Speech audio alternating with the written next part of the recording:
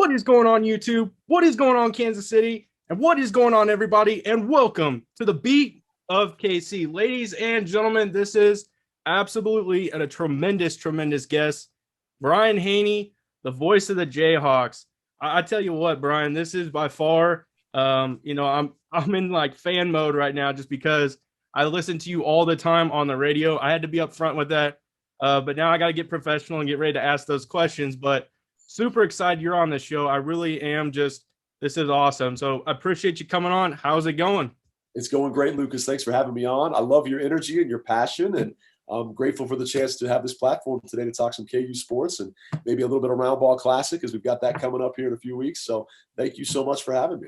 No problem. And that's definitely something I do want to talk about because I know it is a big thing for KU basketball for sure, but it also means a lot more within the community and everything like that. Before we dive in, can you kind of tell everybody, obviously you're the voice of Jayhawks, so they know where they can find you in that manner, but can you tell them where they can find you outside of that?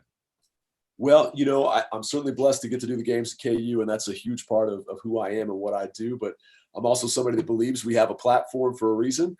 Your talents are God's gift to you. What you do with them is your gift to God. And so for me, I've tried to use that platform to make a difference in other ways. And the Round Ball Classic is something we've done for 13 years, and we'll talk specifics on that in a second. But you can also interact with me through some of the other philanthropic stuff that I like to do. We have these KU Cancer Fighter tributes we do on every single Jayhawk broadcast. It's kind of similar to Bob Barker's sign off when he would tell you to have your pets spayed and neutered. Only when we sign off, we shout out a KU fan somewhere all around Jayhawk Nation that's currently battling cancer. And I love folks to reach out, whether it's on Twitter at BHanni, BHANNI, or we have a Facebook page for the KU Cancer Fighter tributes, and nominate those folks. I mean, that's a great way to interact with the fan base. I hate that it's over something that obviously is really trying and traumatic in their respective lives, but it's also a great way to connect, and hopefully they receive some uplifting support, not just from the shout out itself, but the number of folks that then comment and like and share what we put out on social. And so those are just some ways that we like to interact. But I'm a huge sports fan outside of KU. It's not uncommon to see me when I'm not injured. Right now, I've got a partially torn Achilles. When I'm not injured, it's not uncommon to see me, playing city softball or, whether it's a rec league or on the golf course or something like that. And then I'm a huge sports memorabilia collector. That's my big passion away from the Round Ball Classic and away from calling Kansas athletics. I'm a big memorabilia collector, so maybe we can talk about some of that too. Most definitely, because you can see what's going on behind me. I'm right there with you. So yeah, I'm all about it for sure. That's awesome. That's really cool to know. So that leads me to kind of a question then. What is your most prized possession as a memorabilia piece? Wow. Well, I'm a big collector of signed jerseys and signed balls and helmets and all that. And every year I go to the National Sports Collectors Convention. This year it's in Chicago. I know it sounds kind of dorky, and maybe it kind of is, but the way I justify it to somebody that's not a sports fan or a sports collector is, I mean, think about it. You're walking around with like 200 Hall of Fame heroes of yours on site, and then all these relics that remind you of your childhood.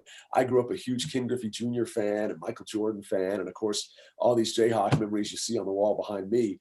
And you get a chance to kind of relive some of that. And I've found some of my most treasured possessions at that event each and every year, including this Fog Allen signed photograph that's at my house that I cherish so much because it was a very special, rare picture that he signed. And back in those days, you didn't often sign pictures. And so to get the full signature Forrest Fog Allen on a signed photo was pretty rare. And that was one of my great finds. But my most cherished possession, it's a great story.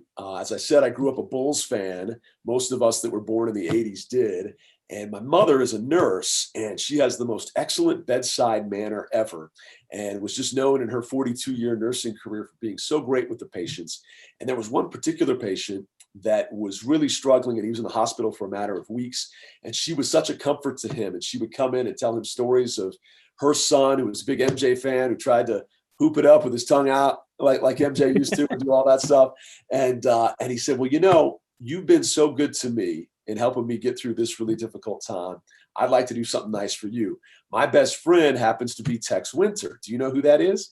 And she didn't, but of course, we did. And Tex, of course, is the architect of the triangle offense. He was Phil Jackson's right-hand man. And Okay. he was, a guy that was entrenched in building the dynasty that was about to unfold. This was back in 1990. And so he calls up Tex Winter and tells him the whole story about this great nurse and this 9-year-old son of hers. Tex flies my parents and I up to Chicago for a game, puts us up in a hotel, picks us up at the hotel in his personal car, drives us to the game. We sit in the first row with his wife. And after the game, when it's all said and done, he comes to me and he presents to me this media guide that has signatures on every page of every member from the original Chicago Bulls World Championship team, the first of the 6 titles they would win in an 8-year stretch. So yes, it's got MJ, it's got Scottie Pippen, Bill Cartwright, BJ Armstrong, and I probably have some items that are worth a little bit more, but that one has such a great story behind it. And as a 9-year-old, you can imagine my eyes were like this wide and I was on cloud 9. And I, at that point, thought, man, I want to grow up to be the next, Michael Jordan's sidekick. I wasn't going to be MJ, but I thought by the end of his career, I'll work my way up through the ranks at Topeka West and then KU. I'll be drafted late in the second round to be that scrappy guard that comes in off the bench to support MJ. On that day, I knew I wanted to play for Chicago. And obviously, as we get older in life, sometimes our dreams have to shift and pivot a bit. And that was one that did. But I think the love for the game and just the love for seeing guys with a position of influence use their platform to give back was really born within me on that day. Not too many guys would go to the links that Tex Winter went to treat the nurse and her son to such an unbelievable experience. And while there have been other people that certainly have influenced why I do what I do philanthropically, that was probably the beginning of it in my mind, that if you're ever given the chance to have some kind of influence, by golly, you better use it. And on my wall behind me here is a verse, Luke 12:48, to whom much is given, much is expected. Those are the words I try to live my life by and my career by. And while Tex didn't teach me those in particular, he demonstrated them. He embodied those words. And so I think that was a pretty profound lesson for a 9-year-old to learn, and an amazing experience that led to a treasure that some 30 years later is still the most coveted possession in my collection. That's it right there. That's absolutely an amazing story. And those are things that we hear you talk about too, time and time again when you're on the radio. And I think that's what's absolutely tremendous. I mean, for the longest time, Bob Davis growing up for me was who I listened to, and now it's transitioned to you. And I think how you guys approach the game and how you convey your messages and things like that, you can sense that pride and everything within that. And those stories right there are meaningful to us as fans too, because I mean, that's exciting. That's, finding out that you collect memorabilia, that's absolutely incredible for me too. So I love to hear it. And that kind of leads me to the next piece, honestly. If you were able to give advice to someone who's up and coming in a field similar to what you're doing, what would be one big piece of advice you would give them? Yeah, that's a great question.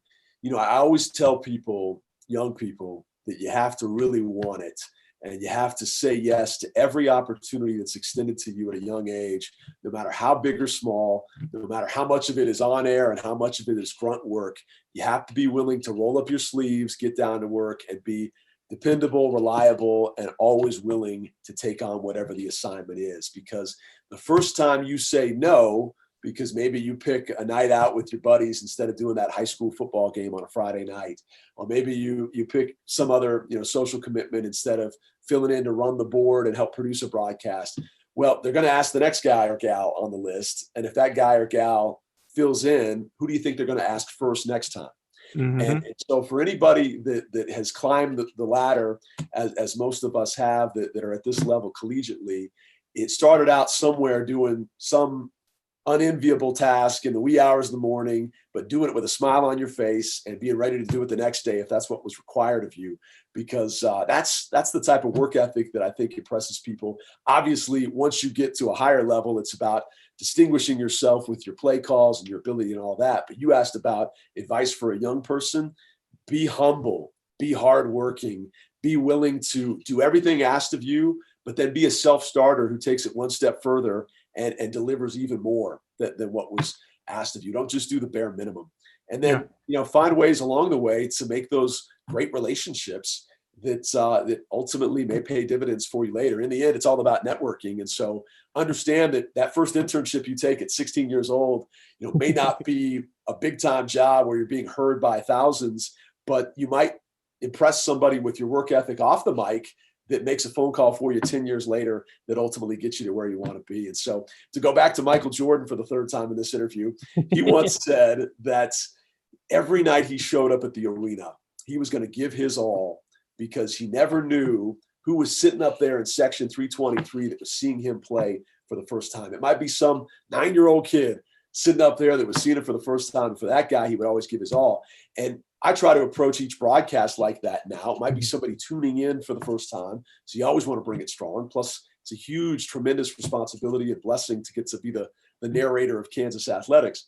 But I'm talking about even at a young age, when you're making those first impressions as an intern and you're trying to work your way up, understand that everything you do, whether it's on the air or in the community, or even when you don't think people are looking, could be noticed and could be, what makes or breaks someone's opinion of you. You only get one chance to make a first impression. So if you're a hardworking guy or gal with big aspirations, then absolutely get after it. I was a kid that had 3 internships in one summer for a couple of years during my collegiate years at KU. And I missed out on a lot of fun social stuff because of that. But by doing internships in Topeka, Kansas City, and Lawrence all at once, I had a pretty beefed up resume when it was time to walk down Mount Oriad. And so I was blessed in that regard. But that's just a little bit of advice. I hope it helps somebody out there that's watching this today.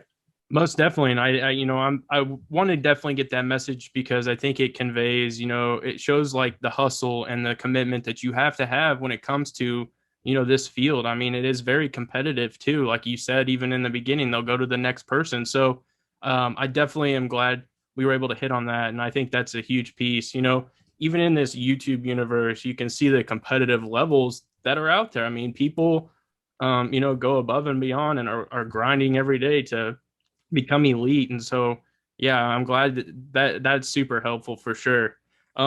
Now my next one is, we're going to start transitioning a little bit into the basketball. And I think I could be wrong, and I definitely want to ask you this. Is this going to be, outside of the exhibition, your first broadcast covering a KU and Mizzou basketball game? Ooh, yeah, that's a great question.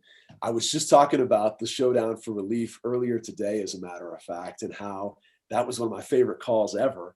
And it wasn't even a game that counted in the official stat sheet. Yeah. I'm trying to think. I mean, I did baseball this year, both in Lawrence and in Columbia. We had amazing wins, a huge comeback down 8 runs in Lawrence, and a walk-off win in Columbia, which was incredible.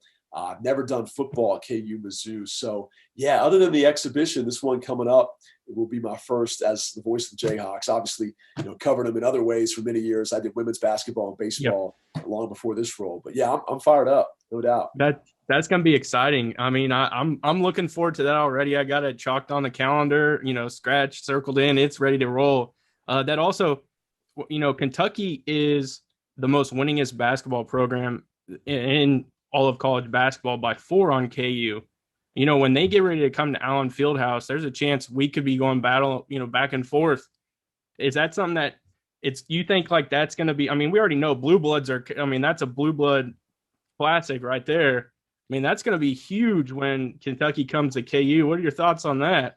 No doubt. And, that's a particular stat that I personally take a lot of pride in. And watching that number gradually shrink over the course of time to get it all the way down to 4. And, maybe there's a chance that we surpass them even before that game, but chances are it's probably right around the tipping point when they come to town in late January. So that's been something on my mind a lot. And to see what Bill Self has done in closing the gap over his 18 seasons, it's unbelievable. And I didn't know you were going to ask the question, so I don't have the number pulled up on the top of my head, but I'll pull it up here in just a second.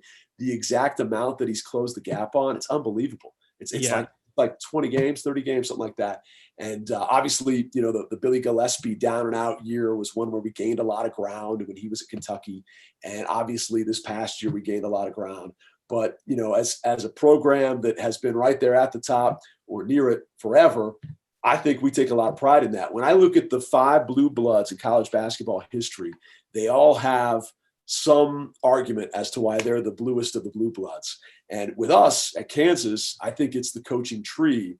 The fact that the inventor of the game brought the game here, Dr. James Naismith, who's buried just 2 miles east of campus. The fact that then the father of basketball coaching worked with him and then ends up producing all these incredible coaches that like Dean Smith, who played on the 1952 national championship team, goes on to North Carolina and coaches Michael Jordan there. Adolph Rupp also learned under Fog Allen. Guy from Halstead, Kansas, goes on to be the famous Kentucky coach that now Rupp Arena is named after. McClendon, Miller, there's so many names that are all a part of that Kansas Fog Allen coaching tree, the branches that extend off of it. And then when you add in the fact that we have the most conference championships of anybody, 5 national titles, pales in comparison to UCLA. That's their argument. They've got 6 more. Kentucky has the all-time wins for now.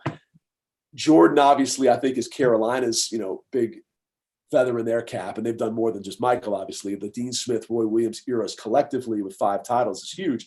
But the fact that they had the most iconic figure that took the popularity of the sport to a whole different level worldwide is huge. And then Duke is probably the most consistent modern era team season in and season out. And they would be the winningest of the modern era, when you talk about what they've done in the Coach K era over such a long haul, that spanned multiple coaches in Kansas. So those would be the respective arguments. But to me, like you very astutely pointed out, Lucas, we'll be really close to snatching back the bragging rights on one of those pieces in Kentucky's resume. So hopefully that happens indeed in late January here at Allen Fieldhouse. Yeah, that's going to be that. And, all the fans are going to be coming back, hopefully, and that place is going to be shaken. And, that's got to be an experience in itself, just being able to report and feel this, just the crowd itself. I just get excited thinking about it. So, well, that leads us to the Round Ball Classic. And I definitely am excited to talk to you about this. It looks like Devontae Graham's coming back and Svi is coming back as well. I'm excited to see this. I know it definitely helps out with cancer patients, and I know I'm excited to hear you talk about it.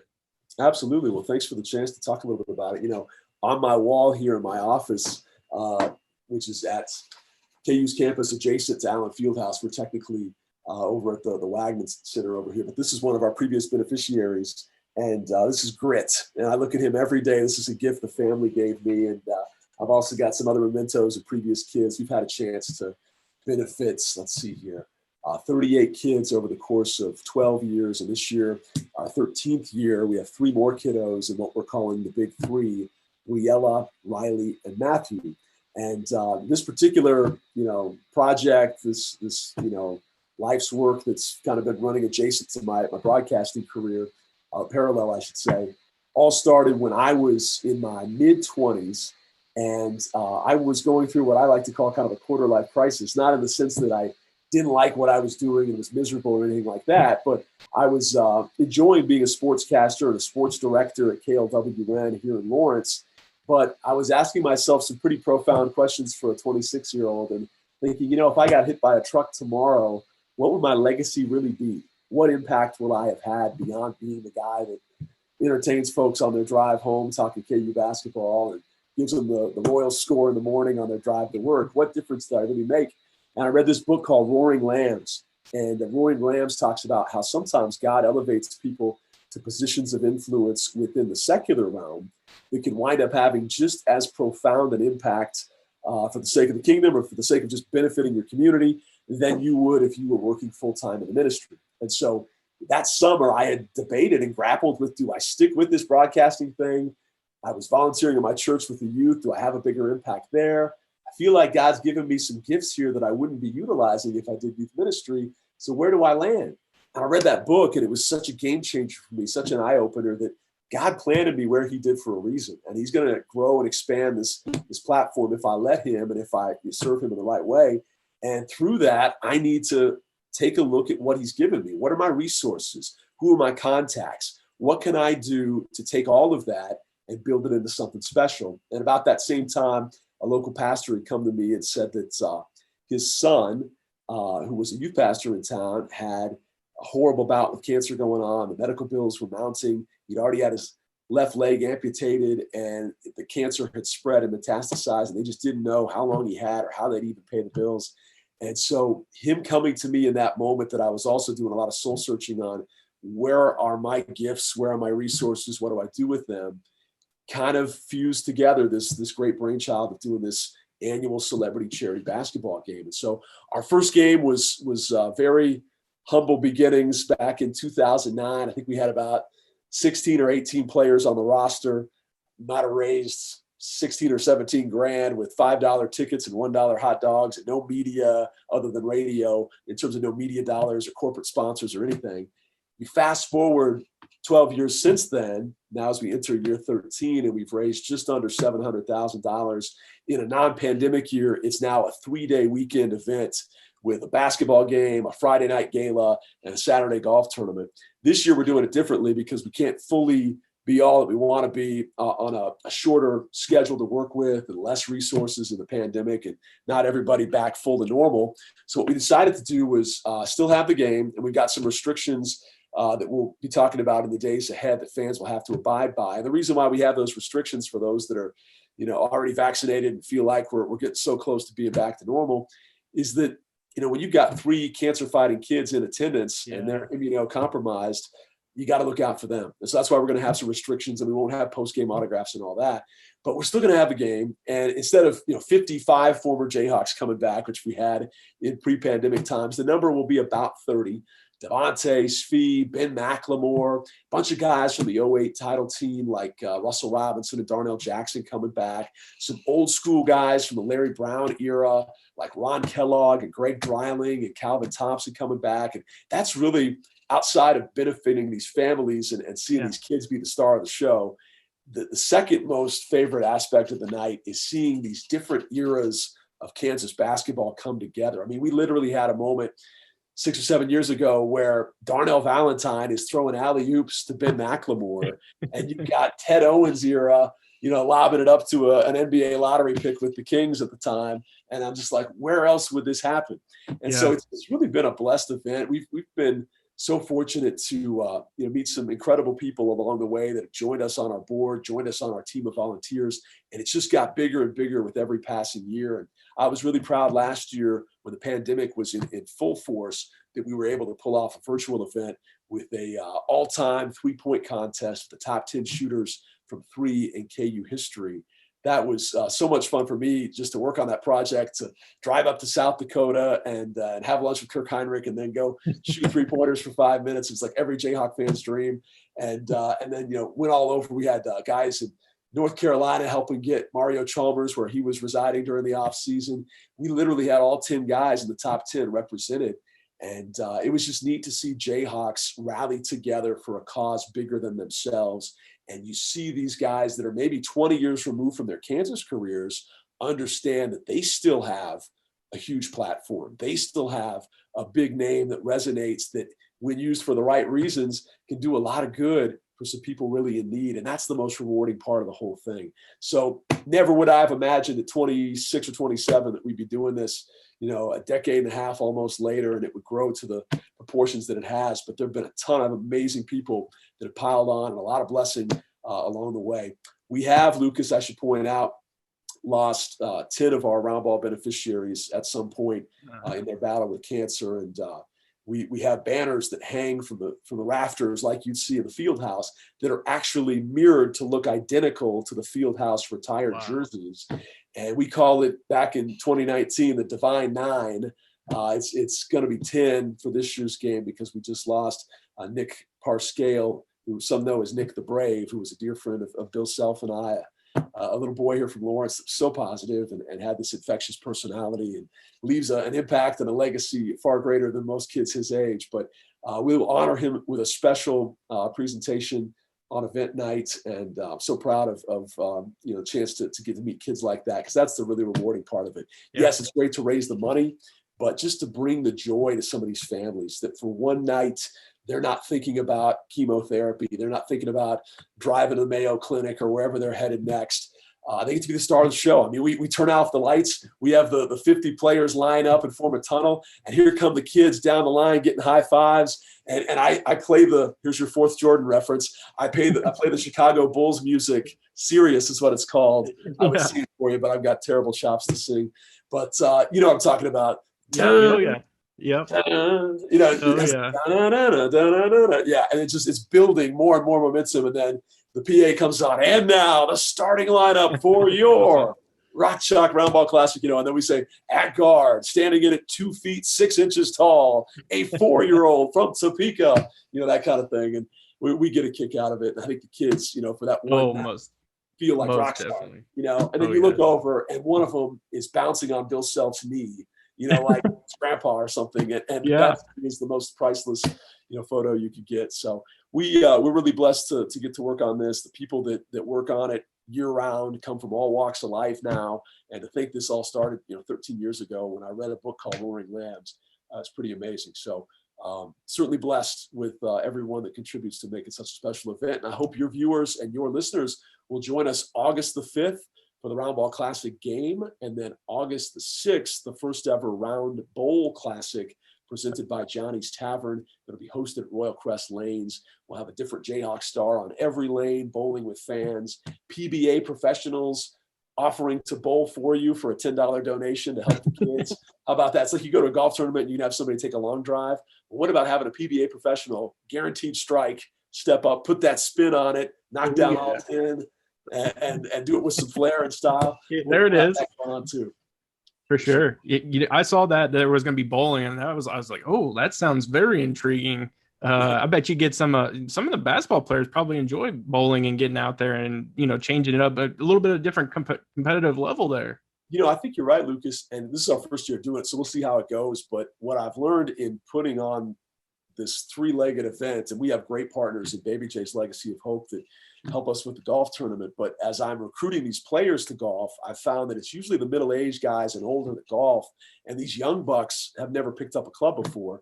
And so this is something that I think all ages of Jayhawk generations can get behind, and everybody's bowled at some point, right? So, so hopefully that'll be fun. And then what we're going to do that's kind of neat is in the 2 hours that we're with fans, you get an initial celebrity assignment, whether it's Devontae or somebody that played further back like a Ron Kellogg. But then after the first game, whoever's in the lane next to you, you switch celebs. And so you get a chance to make a new friend from a different Jayhawk era, which I think is going to be really cool too. That's awesome. Well, I'm glad you were able to talk about that. And, I kind of have a situation like that too, where, how you really kind of are drawn to the children and stuff. And that's actually why I went to school to be a teacher. Was I felt like I was I had a purpose to teach and educate young children. And, I translated that into coaching, and I took it to that level, and I ended up joining the military after that. But, there was a reason why I felt like I needed to be a teacher. And for a long time, I taught kindergarten through 5th grade in elementary school, and I did it through computers. And I just felt like it was always something about them coming in every day to class and having a smile on their face and just ready to see you, to whatever you were going to provide. I think that always will have a special meaning to me. And so I completely understand, what you're talking about. And it's just so relatable for me. So thank you for, coming on. I definitely appreciate your time, Brian. And I hope we can do this again. I know you're super busy, but I'd love to continue talking to you again and get some more stories.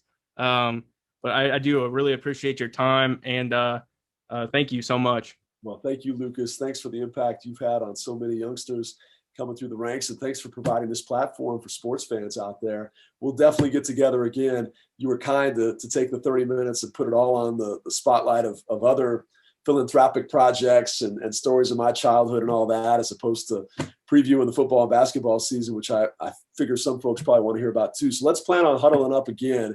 Whenever you want to do it in the fall, we'll get together and we'll be in the thick of what I think is going to be a very special year that we look back on years from now. It may not be what 2007, 2008 was, but we'll look back and we'll think, that's the year the tide turned in Kansas football. We started to see Lance Leipold's imprint really take root. And that's the year Bill Self had the most stacked roster in America. And look how far they went in March and April, So let's make sure we talk in the fall, and we'll preview all that and dive in head first on that. But thank you again for the time today. I appreciate it. For sure. And Brian Hanni is going to be the one that's going to be doing the call for every one of those. So that's what's going to be awesome. So, well, you guys know how I wrap this up. I appreciate you checking out the Beat of KC. And as always, have a good day.